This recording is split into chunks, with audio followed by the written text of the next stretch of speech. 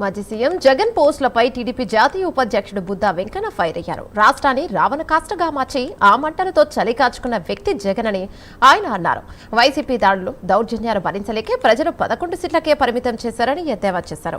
TDP social మీడియాపై మాట్లాడే అర్హత జగన్ కు లేదని ఆయన అన్నారు. పోలీసులపై బురద చల్లుతున్న జగన్ వెంటనే క్షమాపణ చెప్పాలని డిమాండ్ చేశారు. అసత్య ప్రచారం చేయిస్తున్నావు అని మీడియా ముందుకు వచ్చి చెప్పిందే మీరా? సోషల్ మీడియా గురించి, పోలీసు వ్యవస్థ గురించి మాట్లాడేది మీరు. ఈరోజు సోషల్ మీడియా పోలీసుల గురించి మాట్లాడుతుంటే ఒక్కసారి 2019 నుంచి 2024 వరకు ప్రజలు గుర్తుకు తెచ్చుకుంటే దెయ్యాలు వేదాలు వల్లించినట్టు అనుకుంటున్నారు. మీరు రూల్ ఆఫ్ లా మరిచి 5 ఏళ్ళు రాష్ట్రాన్ని పాలించి ప్రజల ఆర్తనాదాలు తాడేపల్లి ప్యాలెస్లో విని పిడేలు వాయించుకున్న హీరో చక్రవర్తిలాగా మీరు ప్రజలకు కనిపించే కదా మీకు 11 సీట్లు ఇచ్చింది. మీరా ఇవాళ లా గురించి, రూల్ గురించి మాట్లాడేది?